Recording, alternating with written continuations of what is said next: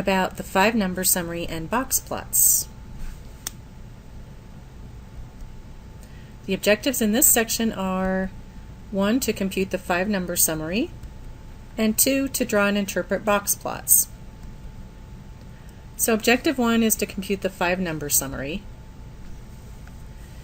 And the 5-number summary of a set of data consists of the minimum data value, the first quartile, the median, the third quartile, and the maximum data value.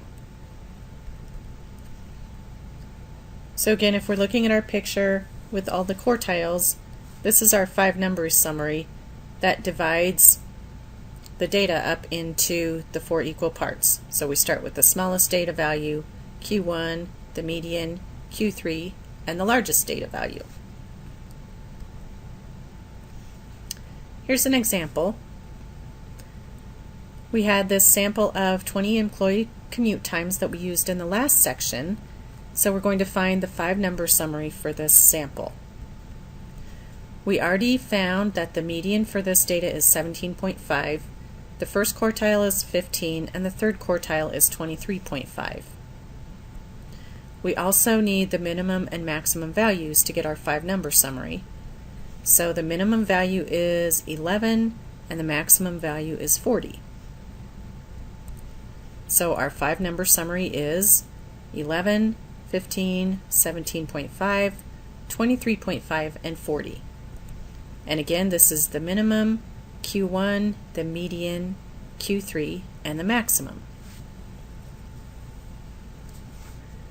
And remember, an easy way to get this, if you don't mind putting all these data values into your calculator, is to enter all of these into a list and then use one variable stats. It will give you the mean and the standard deviation as well as these 5 values if you keep scrolling down in that one variable stats screen. Here's a second example, and in this one we're going to use StatCrunch because there are so many data values it would be very time consuming to find the 5-number summary by hand. So we're going to look at the data set IQ samples in StatCrunch. It includes 3 different random samples of 120 IQ scores, and we're going to use one of the StatCrunch functions to find the 5-number summary for each of the 3 samples. So I'm going to StatCrunch, I'm in our class group, and I'm looking at all of the data sets, and we're looking for the one that says IQ samples. So there it is.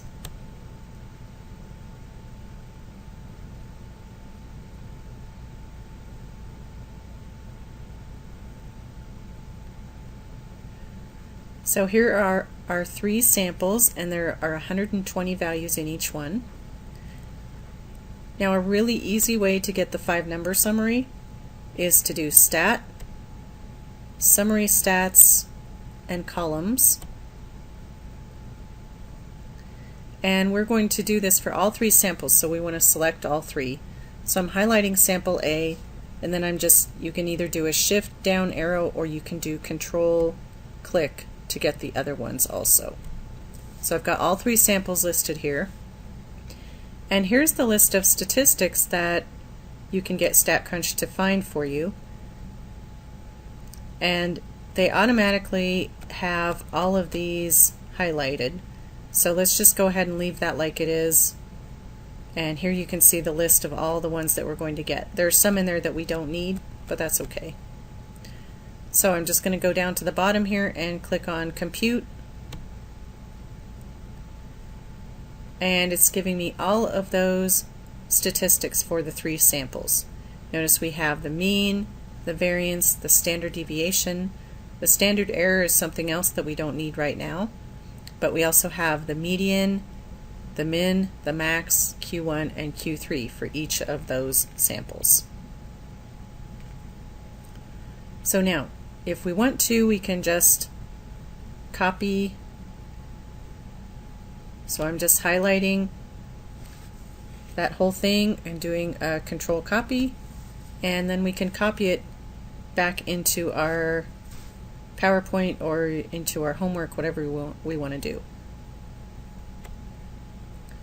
Okay, so back to our PowerPoint,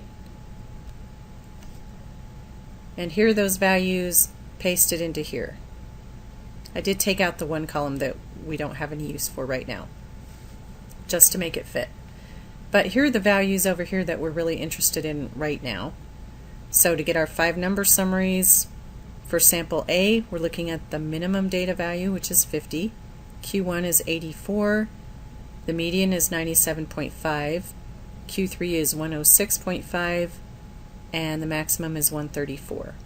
There's our 5 number summary. And we can do the same thing for the other 2 samples. And one nice thing about having them all like this is that we can actually do some comparison of the samples. Notice that sample A had the lowest minimum of any of them. Sample C had the highest maximum of any of them. And sample C also had a higher median than the other 2. Objective 2 in this section is to draw and interpret box plots. A box plot is also called a box and whisker graph, is a graph of a data set that uses the 5 number summary. The box part of the graph consists of a box with lines drawn at the first quartile, the median, and the third quartile. The whiskers are lines on either side of the box that extend to the minimum and maximum values that are not outliers. And when we're talking about outliers here, we're talking about the method of using the fences. Then for values outside of the fences, we use a special symbol, such as an asterisk, to identify those outliers. Here's an example. This box plot came from a data set with this 5 number summary, 60, 68, 74, 80, 124. So here's our box. This side is Q1, which is 68. This side is Q3, which is 80. And the line in the middle is the median, which is 74. Now the whiskers are these 2 lines that go out on either side. And again, to find where these lines end, we would figure out for this one we would figure out our lower fence. And then this line would extend to the smallest data value that's inside of that fence. On this side, we would figure out our upper fence, and the line extends to the largest data value that's inside of that fence. And these 2 dots out here represent outliers. So these are values that are larger than the upper fence over here. Now we can actually tell what those fences are because we have our quartiles. So the lower fence would be our first quartile, 68, minus 1.5 times the inner quartile range, which is Q3 minus Q1. So that would be 50. So our lower fence is actually all the way over here. Our minimum data value is 60, which we would know from looking at our 5 number summary. So the whisker just goes out to the 60. Now for our upper fence, we take Q3, which is 80, plus 1.5 times our inner quartile range, and we get 98. So our upper fence is about right here. Again, we can see from looking at our 5 number summary that we must have at least one data value that's larger than that. Now to tell exactly where this upper fence would extend to, we would have to have the entire list of data, because this is going to be the largest data value that's 98 or less, and we don't know exactly what that is without our entire list of data. But we do know that we're going to have at least one value that's an outlier, so is represented by a dot in this case out here. Actually, in this case, looking at the box plot, we had 2 outliers. Okay, box plots can help us determine the shape of the distribution. So here's one example where we have a histogram where the distribution is very obviously skewed to the right. And if we look at the box plot for that same data, we can identify, if we have the scales set up the same, we can identify the Q1, the Q3, the min, the max, and the median all on this graph. And notice in this box plot, the part of the box that goes from the median to Q3 is a little bit wider, and this whisker over here is longer. That connects with this histogram being showing that it's skewed to the right. So both of these two things agree. If we look at this histogram, this data is skewed to the left. And again, if we look at the box plot, we have a wider part of the box that's on the left side, and our left whisker is longer. So both of these two agree that we would have a distribution that's skewed left. This one in the middle is very nicely symmetric, and the box plot is also very symmetric. Looks like we have the same distance between Q1 and the median as between the median and Q3, and the whiskers on either side look like they're the same length. So in both of these we would be able to see that we have a symmetric distribution. Now, it's not always this clear. These distribution shapes are all fairly obvious, but there are times when you can't really tell for sure from the histogram, and sometimes it's more obvious.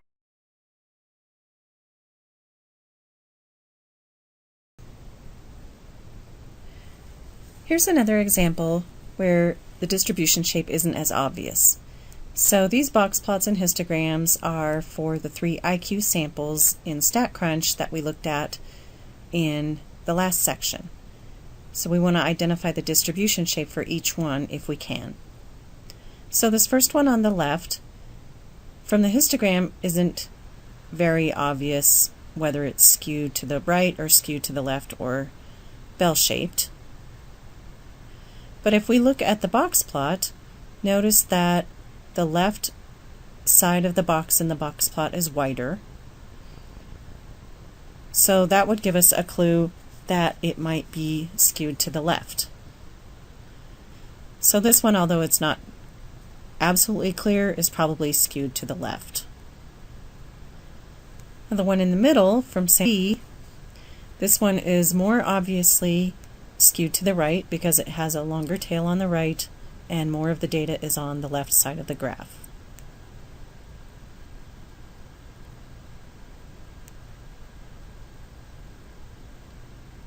If we look at the box plot, there also, the right part of the box is wider. There looks to be a little bit longer whisker on the right side also. So this one, also from the box plot, would be fairly obviously skewed to the right. Now finally, the last one on the right side here. This one, again, from looking at the histogram, you can't tell for sure that it's symmetric, but if you look at the box plot, it looks like the two sides of the box are about the same width. The two whiskers are about the same width. It does have an outlier out here on the right side. What we could tell from the box plot would be that it would be approximately symmetric.